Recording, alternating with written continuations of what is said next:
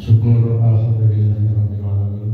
Marilah sama-sama kita aturkan kehadirat Allah Subhanahu wa taala di mana hingga subuh ini Allah masih memberikan kesempatan kepada kita untuk menikmati hidup karena Allah masih menghidupkan kita. Kemudian Allah lengkapi dengan nikmat kesehatan. Allah sempurnakan lagi dengan nikmat iman dan Islam. Sehingga sampai waktu subuh ini memasuki hari yang ke-22 pada puasa Ramadan kita telah dapat mengamali kehidupan kita pada hari ini dengan salat subuh berjamaah. Kita berdoa kepada Allah SWT semoga semua ibadah telah kita kerjakan Allah terima hendaknya sebagai amal ibadah yang soleh dibalas dengan pahala melipat ganda. Amin. Amin. Terhadap semua dosa-dosa terdahulu Allah mengampuni semua dosa-dosa kita dan menerima tobat kita. Amin. Allah. Salam dan salam kita arahkan kepada Allah SWT yang jauh besar Muhammad sallallahu alaihi wasallam. Allahumma salli ala Muhammad wa ala ali Muhammad. Salah satu keistimewaan bulan Ramadan adalah di mana di dalamnya permulaan Al-Quran Allah turunkan kepada Nabi Muhammad SAW sebagai awal jika sudah berbiasa. Kalau bahasa pejabat negara sebagai SK, di SK Rasul itu 5 ayat. Dan setelah diterima ayat itu, 5 ayat itu beliau resmi jadi Rasul dan beliau berdakwah. Tentu kita perlu mengetahui untuk apa Al-Quran Allah turunkan kepada Rasulullah SAW. Pada hakikatnya sama dengan wahyu-wahyu yang Allah turunkan kepada Nabi dan Rasulnya sejak Nabi Adam alaihissalam. Sebagai apa? Sebagai petunjuk bagi manusia menjalani hidupnya di muka bumi Allah ini dan melaksanakan kehidupannya. Ketika Nabi Adam turun ke bumi, seluruh makhluk Allah yang ada di surga turun ke bumi. Ketika itu di awal-awal kita hidup di bumi ini, Allah berfirman kepada Nabi Adam alaihissalam, fa imma ya'tiyanakum minni huda faman tabi'a hudaya fala khaufun alaihim wa la hum yahzanun. Adam, apabila datang kepada kamu wahyu dariku, petunjuk dariku untuk melaksanakan hidup di muka bumi ini, maka barang siapa yang mengikuti petunjuk itu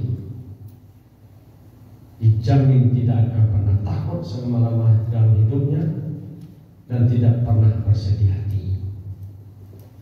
Ternyata wahyu yang pertama turun kepada Nabi Adam menjangkau kepada wahyu Allah turunkan kepada Nabi Muhammad SAW dan Nabi-Nabi sesudahnya. Sehingga Al-Quran itu adalah kumpulan daripada semua wahyu Allah turunkan kepada para nabi-nabinya semenjak Adam sampai Nabi Muhammad sallallahu alaihi wasallam. Ayat itu terdapat dalam Al-Quran surah Al-Baqarah tentang sejarah Nabi Adam alaihissalam. Ya, setelah Allah jelaskan mulai ayat 30 terusnya, maka setelah turun ke bumi Allah turunkan ayat ini. Setelah kita coba telusuri dalam Al-Quran Karim, maka terdapat bermacam-macam fungsi Al-Quran dalam kehidupan kita. Paling tidak 7 fungsi Al-Quran. Umumnya kita baru memanfaatkan atau memperoleh daripadanya 2. Yang 5 itu tidak semuanya Islam. Karena dalam persepsi Muslim itu yang penting itu pandai baca Quran. Selesai. Ketika dia punya anak, dia sudah tahu yang pertama diajarkan kepadanya atau anaknya Al-Quran. Apalagi sekarang anak-anak kita umur 4-5 tahun sudah hafal Quran, sudah dihafalkan kepadanya ayat-ayat Al-Quran, surat As-Sama itu. Tapi ketika dia sudah khatam Quran, mungkin usia SD, maka pada umumnya kalaulah tidak melalui pendidikan formal di sekolah, kalau tidak melalui pendidikan di pesantren, umumnya tidak lagi bersentuhan dengan Al-Quran. Sehingga pada kenyataannya ketika menikah dites oleh bapak kawan, banyak yang tidak pandai baca Quran. Itu tandanya bahwa yang penting itu pandai baca Quran. Dahulu ketika saya masih kecil, ketika kami masih kecil-kecil berada di Sudang, di kampung, itu dahulu. Sekarang masih ada juga orang tua seperti itu ya. Bah disarankan mana anak mengaji ke Sudang supaya bisa mengajian awak ketika orang mati. Sekarang masih ada juga begitu. Itu melengket otak manusia. Kalau lama mati orang tuanya, dia baru baca Quran untuk orang tua. Baru baca Quran pahalanya untuk orang tua. Tidak ada satu ayat pun yang memerintahkan kita, hadis pun, supaya kita menghadiahkan pahala Al-Quran untuk orang tua. Yang ada adalah kepada anak mendoakan orang tuanya setelah orang tuanya wafat, maka doanya akan Allah kabulkan untuk orang tuanya. Idza matamu adam in qata amaluhu, kalau sudah mati anak dan putuslah dia beramal. Mau mati baru beramal lain. Nah, tuntas dia beramal untuk dirinya. Illa min salatin, kecuali 3 amal. Kecuali ada 3 amal yang bisa mengalir kepadanya. Yang pertama sedekah jariyah, wakaf yang dia kerjakan selama hidup. Selama barang wakaf tadi masih dimanfaatkan oleh orang lain, talang mengalir kepada diri. Ilmu yang terfahami, ilmu yang bermanfaat untuk orang lain. Setelah dia wafat, ilmu yang diajarkan sedikit itu berguna bagi orang lain, mengalir pahalanya pada dirinya. Yang ketiga, waladun soleh yad'ulah, doa anak yang soleh. Itu pun anak yang soleh, bukan doa seluruh anak. Ternyata Bapak Ibu sudah telusuri dalam sejarah, ini kerjanya Snow-Ochroni. Ketika dia Belanda menjajah ke Indonesia, maka dia mulai dari Aceh, dia simpangkanlah Al-Quran. Seolah-olah itu masuk Islam, seolah-olah dia Islam, paham Islam, salah juga dia. Begitu orang diajari baca Quran selesai, itu disampaikannya lah. Kalau ada orang sakit baca Al-Quran, kalau mati orang baca Al-Quran, mereka ditampai orang mati, baca Yasin orang mati tadi. Sehingga dalam sejarah kita baca, Stoffroje membuat gambar, mengirim gambar ke raja di Belanda. Kalau saya salah nama rajanya Ratu Hermina. Sebelah kanan dia bikinkan gambar mata emas itu tertutup, tapi Al-Quran di tangannya. Dan Al-Quran di tangannya, padam di panggulnya atau tertutup. Saya sudah berhasil menutup umat Islam kepada Al-Quran. Dia sangat takut kalau umat Islam itu paham Al-Quran. Buktinya mana? Ketika ini doktor di Padang Panjang, Ayah Buya Hamka mengajari murid-muridnya di Tawali Padang Panjang tentang teori ilmu pengetahuan, teori politik, teori ekonomi, teori budaya sosial. Maka dia dikejar oleh Belanda. Artinya apa? Belanda takut kalau masyarakat itu terbuka matanya untuk baca Quran. Ini diwariskan sampai hari ini. Mana buktinya? Cukup agama itu 2 jam pelajaran saja di sekolah. Di sekolah umum maksudnya, sekolah pemerintah maksudnya. Cukup 2 jam saja. Dia belajar tentang masalah ibadah, sholat, zakat, puasa, selesai. Dia tidak perlu bicara masalah politik dalam Al-Quran, ekonomi Al-Quran, berkehidupan, tidak perlu itu, ditutup itu. Inilah yang menjadi pemimpin sekarang. Dahulu ketika ada ulama yang muncul, lalu dikriminalkan, dipisahkan ulama dari politik, ada suatu pikiran yang menjadi bahasa bagian daripada bahasa masyarakat. Ulamanya satu logo politik lain politik itu kotor, ulama barasia, ada musaji istilah. Sampai kini masih ada dosa betul apa itu? Ya. Kalau sudah jelas politik itu kotor, mesti ulama masuk ke sana semuanya supaya dibersihkan kekotoran itu, betul tak? Ibu? Dia politik kotor. Kalau ulama masuk itu sebagai kotor. Apa yang jadi dia kata ini?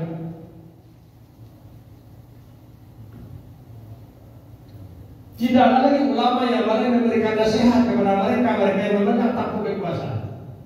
Pada dulu ketika Indonesia merdeka, ada Kiai Hasyim Asy'ari, ada Kiai Muhammad Dahlan, dan banyak ulama-ulama besar yang menampingi Soekarno.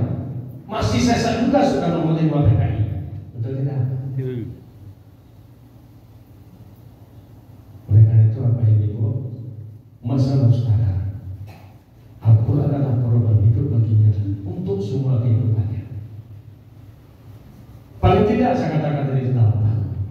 Yang pertama, Al-Quran adalah hudan linnas. Ini secara umum. Maksudnya apa? Seluruh manusia manakala dia membaca Al-Quran dan memahami isi Al-Quran, dia akan kenal dengan Tuhannya. Siapakah Tuhan yang sebenarnya? Itulah misi pertama daripada Al-Quran itu, supaya manusia menyembah selain Tuhan yang sebenarnya, tinggalkan Tuhan-Tuhan yang tidak sebenarnya Tuhan, beralihlah menyembah Tuhan yang sebenarnya. Inilah ayat pertama turun itu. Iqra bismi rabbikal ladzi khalaqal insana min 'alaq. Perhatikanlah dengan menyebut nama Tuhan engkau. Perhatikanlah apa yang kamu lihat. Bacalah yang bisa kamu baca. Tuhan engkau itu adalah yang menciptakan alam. Alladzi khalaq, yang menciptakan alam. Di sini sampai di sini tuntas dijawab pertanyaan manusia, siapakah Tuhan? Khalaqal insana min 'alaq, bukan alam semesta saja. Dia juga menciptakan manusia berasal dari alam itu, kemudian dari rohnya yang dihidupkan dalam tubuh manusia. Maka semenjak ayat itu turun, batallah semua oleh manusia sebagai Tuhan di muka bumi. Orang harap menyembah Tuhan Lata, Manata, dan Uzza. Orang Lata, Manata, Uzza itu dari kayu dibuat. Orang Majusi menyembah api ciptaan Allah. Lata, Manata, Uzza ciptaan manusia. Yahudi menyembah patung Uzair itu manusia ciptaan Allah. Orang Kristen menyembah patung salib Nabi Isa ciptaan Allah. Agama Sinto di Jepang menyembah matahari ciptaan Allah. Agama Buddha menyembah patung Buddha dari batu, Buddhanya ciptaan Allah, kemudian patungnya ciptaan manusia. Agama Hindu menyembah dewa-dewa yang dianggap sebagai Tuhan. Itu tidak ada dewa itu sebenarnya, karang-karangan manusia saja. Sampai situlah manusia menganggap adanya Tuhan itu. Kalau datang panen, ada Tuhan datang panen. Kalau datang hujan, ada Tuhan datang hujan. Kalau datang sakit, ada Tuhan menyakitkan, ada Tuhan menyembuhkan. Sehingga dewa-dewa mereka itu banyak nama-namanya. Dewa Brahma, Dewa Wisnu, Dewa Siwa, dan macam-macam dewa. Itu tidak Tuhan. Yang Tuhan itu siapa? Yang menciptakan alam. Sehingga ketika orang hebat-hebat dari semua agama tadi bersentuhan dengan Quran, membaca Al-Quran tentang Tuhan, mereka terima Al-Quran. Mereka terima Tuhan yang sebenarnya, beriman yang kepada Allah. Yang terakhir, di Indonesia, seorang guru besar ahli ketuhanan agama Kristen yang selama ini dia mengajarkan Tuhan itu 3, baca Quran masuk Islam dia. Jadi mubalih dia sekarang. Siapa itu? Profesor Dr. Yahya Waluni. Sampai dia ajak lewat debat seluruh pastor yang ada di Indonesia sampai ke Vatikan, nggak mampu menghadapinya. Dan tidak seorang pun ulama besar yang sudah dalam ilmu tentang Al-Quran dan hadis pindah agama lain, tidak ada apa-apa. Kecuali ulamanya abal-abal. Jangan. Lalu sampai di situ Manusia kan ada itu. Kita bertanya lagi, siapa nama Tuhan? Tuhan kita bukan penamaannya, bukan Nabi Muhammad yang memberi nama. Tuhan kita itu yang maha berdiri sendiri, yang maha hidup. Dia katakan dalam surat Ikhlas, lam yakul lahu, tidak serupa dengan apapun yang dibayar oleh makhluk. Dia adalah hal yang berbeda dengan makhluk. Laisa kamitslihi syai'un. Dalam ilmu tauhid, tidak serupa dengan Allah itu. Dia maha gaib. Yang gaib saja tidak bisa kita menjangkau dengan otak kita, apalagi yang maha gaib. Yakin bahwa punya roh. Roh itu gaib punya tahu. Bisa nampak dewa, bisa dipercik dewa. Jangan roh. Udara yakin dewa ada. Bisa dipegang udara. Udara itu di mana sampai? Coba tunjuk di mana udara itu sampai. Di mana-mana udara itu ada. Ada ruang, ada udara di situ. Kecuali tidak ada ruang untuk udara ada di situ. Itu aja gaib. Maka Allah katakan dalam firman-Nya di surat Al-Baqarah ayat 3, alladzina yu'minuna bil ghaibi, itulah orang-orang yang betul-betul mengenal Tuhan, beriman dia kepada Yang Maha Gaib sampai kepada makhluk dia. Ternyata nama Tuhan kita itu Dia yang memberi namanya sendiri. Beda aja awak saya ujian awak. Ayah awak, sama awak. Ketika Nabi Musa alaihissalam, Allah ceritakan dalam Al-Quran, bersama dengan adiknya, saudaranya Harun membawa kaumnya dikejar oleh Fir'aun. Dia bermalam di bawah bukit Tur tanpa penerangan. Baca surat Toha, surat nomor 20 dari ayat pertama terus sampai ayat 20. Begitu dia sampai di sana, dia lihat ada cahaya di atas bukit. Apa katanya kepada adiknya? Harun, aku akan pergi menjemput api yang ada di atas puncak bukit itu, cahaya di sana. Mudah-mudahan aku bisa membawa api di sini untuk keperluan kita. Jagalah kaum kita daripada kesesatan. Berangkatlah Musa di atas. Sampai Musa di pusat cahaya, langsung dia dengarkan firman. Apinya nggak ada, tapi cahaya luar biasa, terang benerang. Innani anallah, sesungguhnya aku yang bercahaya ini, namaku adalah Allah. Siapa namanya? Kata siapa? Kata Allah. La ilaha illa ana, tidak ada Tuhan yang disembah kecuali aku. Fakutni, maka sembahlah wahai Musa. Caranya ditujukanlah. Wa aqimus sholata li dzikri, dirikanlah salat agar kamu ingat selalu kepadaku dalam hidupmu. Nah, tahulah kita dalam melalui wahyu ini. Jadi hudal linnas, petunjuk bagi manusia mengenal Tuhan, juga mengenal siapa nama Tuhan, apa kerja Tuhan. Karena Dia menciptakan alam, ditegaskan lagi di surah Yunus ayat 3. Inna rabbakumullah alladzi khalaqas samawati wal ardh fi sittati ayyam. Hai manusia, Tuhan kamu yang menciptakan ini itu adalah namanya Allah. Dia yang menciptakan langit dengan segala isinya, bumi dengan segala isinya dalam 6 masa. Ternyata oleh ahli biologi dan geologi telah ditemukan memang bumi ini semenjak terjadinya Big Bang, ledakan dasar itu 6 masa baru bisa bumi ini muncul makhluk hidup. Nanti baca dalam teori pengetahuan geologi. Lalu diprediksi oleh ilmu tadi manusia muncul pada masa ke-6. Lalu Darwin menganggap dari kera manusia itu. Salah lagi. Yang salah siapa? Darwin itu karena dia tidak kenal Tuhan, dia perkirakan manusia itu kan mirip dengan kera, tengkoraknya, hidungnya bersama, perangnya bersama juga kadang-kadang. Ya.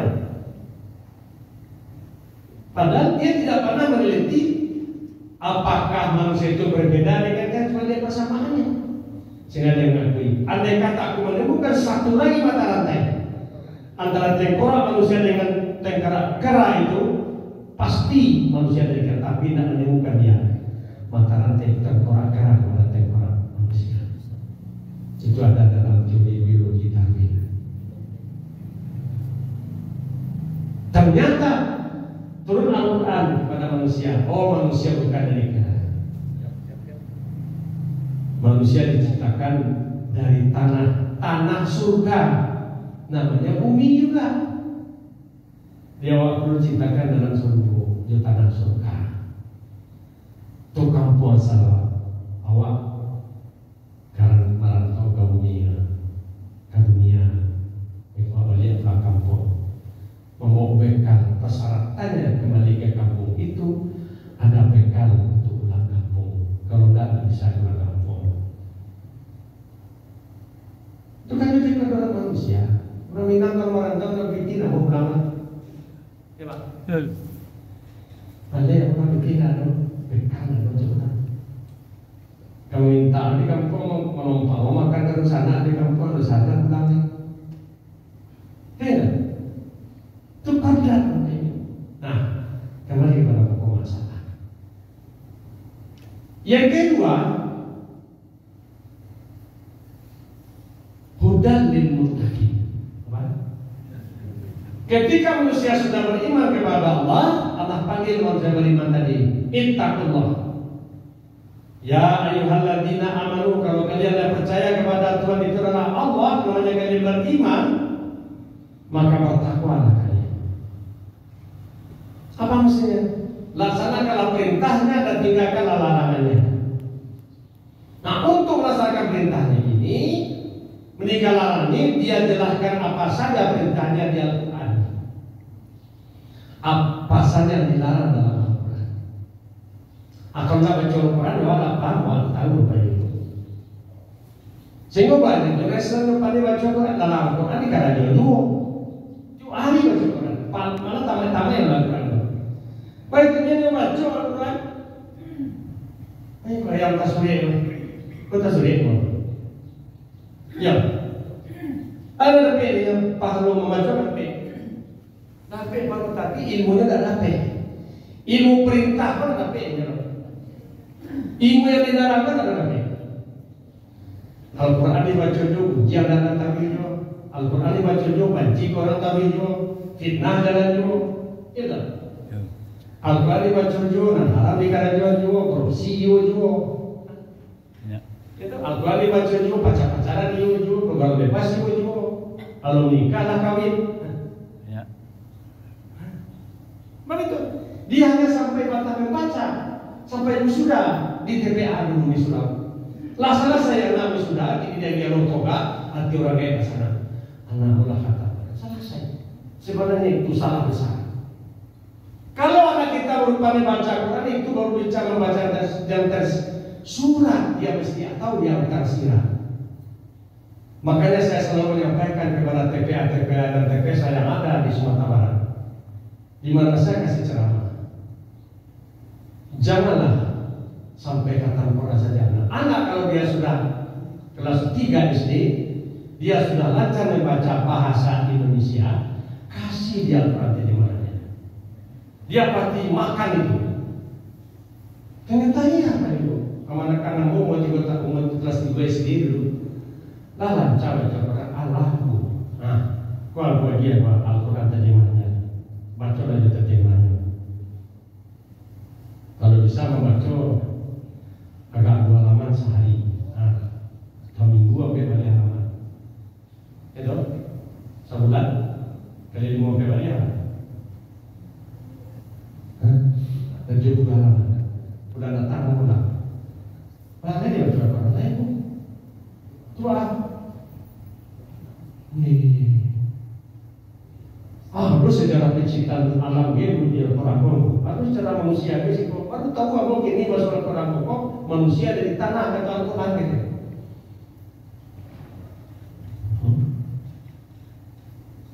Kelas SD.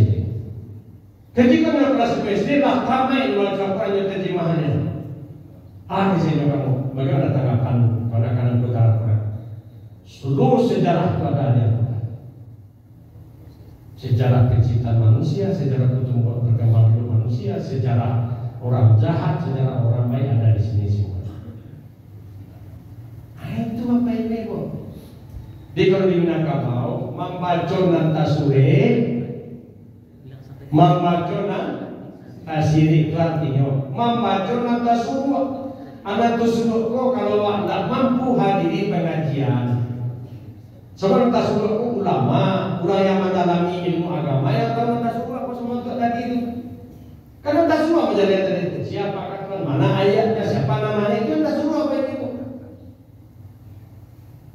Oleh karena itu anak kita kalau dia sudah kelas 2, 3 SD, kasih aja pertanyaan sama dia, motivasi dia baca ini. Sudah menghafal. Maka otaknya akan digerakkan oleh ilmu Allah dan Al-Quran, akan mencerdaskannya. Maka dia mudah ilmu lagi. Nah, bagi orang bertakwa itu Al-Quran adalah wabayinan minal huda. Yang ketiga, dia akan mengetahui di Al-Quran mana yang tidak wilayah manusia menjelaskan wilayah Allah menjelaskan itu. Tentang apa? Tentang rukun iman, tentang rukun Islam, tentang adanya hari berbangkit, berjalan itu manusia itu tak bisa manusia merekayasa. Itu pakai dari Allah. Yang keempat, Furqan. Dengan mencontohkan manusia akan tahu perbedaan-perbedaan. Semuanya Allah ciptakan berbeda-beda. Yang berbeda itu saling membutuhkan, bukan dia saling bertolak belakang, tapi membutuhkan. Ketika dia saling membutuhkan karena berbeda, terjadilah yang sebenarnya. Tujuan diciptakan berbeda tadi. Ya, di yang saji ada saklar, di situ ada listrik, Jawa ada cok. Di situ ada positif negatif berbeda. Saklar kok lupa, yang cok kok pakai apa tuh? Coba masuk ke depan. Cok. Baru ini api kok, kalau dimasukkan kan lubang lagi. Kalau ini dah, saklar sama saklar, cok sama cok. Tadi saya bilang gitu. LGBT itu LGBT karena tidak baca Quran. Maka dalam surat Al-Hujurat ayat 13, ya ayuhan nas qad ja'askum mau'izat, ya ayuhan nas inna khalaqnakum min dzakarin wa unsa. Hai manusia, kami jadikan kamu laki-laki dan perempuan berbeda. Yang perempuan seperti dia salah namanya. Yo. Yang laki-laki membocok. Setelah itu kamu berketurunan, kata Allah di surah An-Nisa ayat 1. Ya ayuhan nasu taqu rabbakum alladzi khalaqakum min nafsin wahidah, Adam. Itu coknya. Wa khalaqa minha zawjaha, saklarnya. Allah beri kopi di situ, masing-masing mau api ya, api kehidupan. Ya? Wa batha minhuma rijalan katsiran wa nisaa. Kami kembang biakkan dari saklar yang mencok ini lampu yang menerangi kehidupan manusia di seluruh dunia ini, mengenai rumah-rumah manusia. Ya. Nah, kalau lalu anak ibu yang mau dompet tonggatir, mau tonggatir dan tonggatir, nak mau malaki yo, malaki itu. Itu masih minat. Nak mau dia begini, oh kanyu dari itu.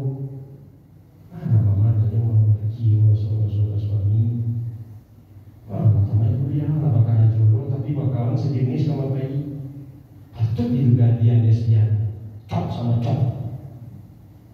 Betul. Anak laki-laki nama karajo dalam hasilnya. Nanti mau begini kan? Kawannya laki-laki tadi sama bayi, ya saklar sama saklar. Inilah musuh manusia yang akan memusnahkan manusia di muka bumi.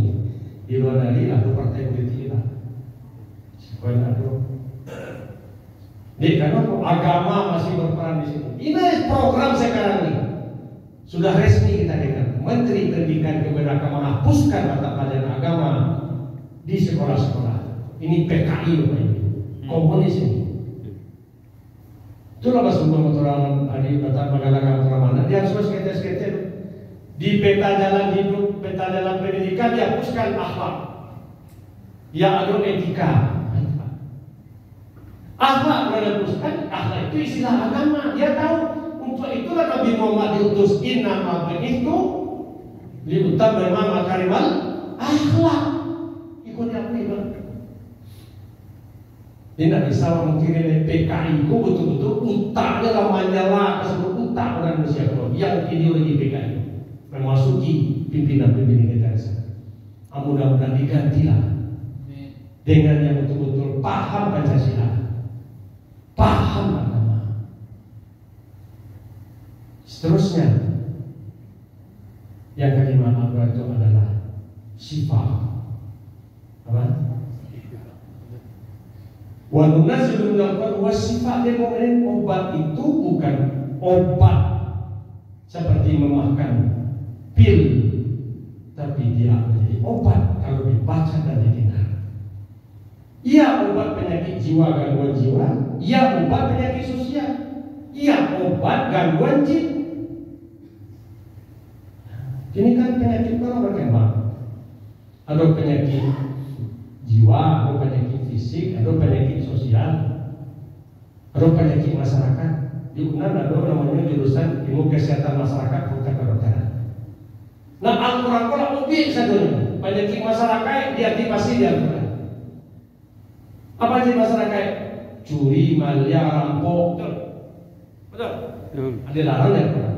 Pergaulan bebas, zina, termasuk LGBT tadi. Al-Quran objeknya. Ada orang kerasukan jin, bau kaki rukiah yang ahli di kandungan jin di tubuhnya. Betul? Awak kerasukan iblis, rukiah diri sendiri dengan sholat. Awak kok sekadang-kadang kerasukan iblis. Kalau lama dia awak sholat, ya, malah berzikirnya. Nafsu yang kamu kutahui, lalu kok kepada itu kerasukan iblis. Caranya rukiah diri dengan sholat. Sehingga Allah katakan di surat Yunus ayat 57, ya ayuhan nas qad ja'akum mau'izatun min rabbikum wa shifaa'un lima fi sudur. Ya, Bapak Ibu, obat. Yang keenam, mau'izah. Apa? Buku bacaan harian. Bukan buku catatan harian, bacaan harian. Satu hari baca Quran, membaca artinya. Mahdi pengajian mencari yang tak suruh. Itu umat Islam, Pak. Tapi kadang-kadang ya, kalau ada orang pengajian, maghrib ramai, alhamdulillah pengajian lah, lalu cie-cie. Artinya jalan pasukan baret merah. Seolah-olah tidak perlu ilmu agama yang biarkan di ulama, di ustaz dia undang kemari, jalan nilai ustaz. Itu kayak itu saya dah kira. Karena itu kayak itu saya dah diamalkan, boleh ditambah.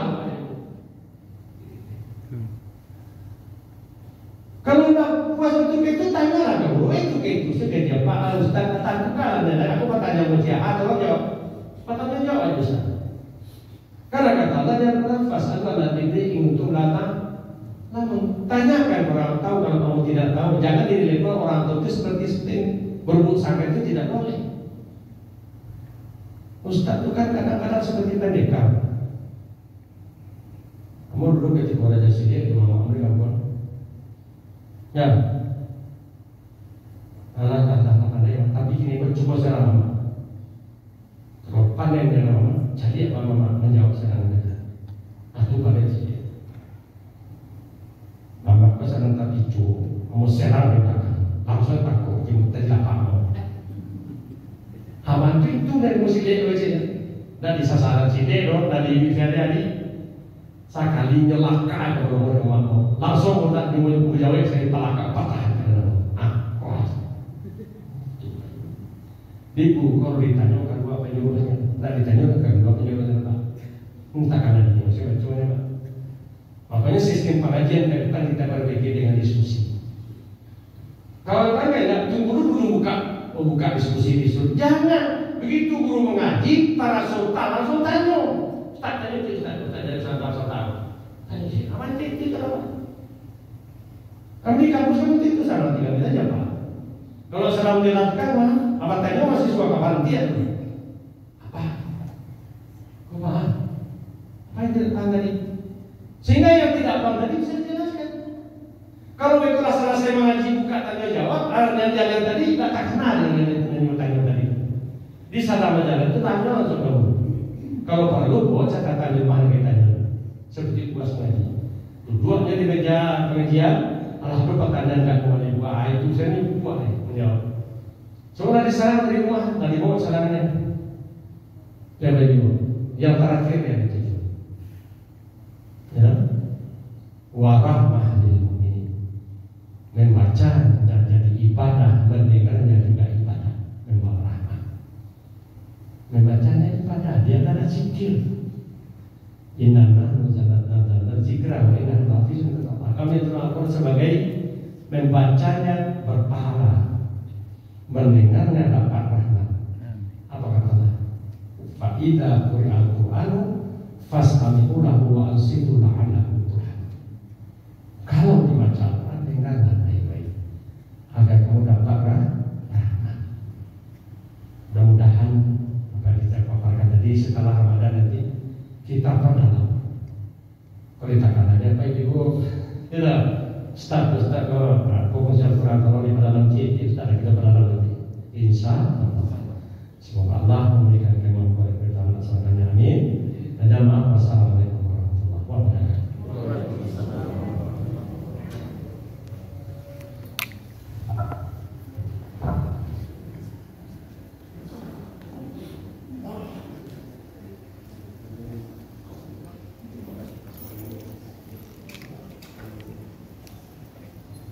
Terima kasih kepada Ustaz yang menyampaikan isi ceramah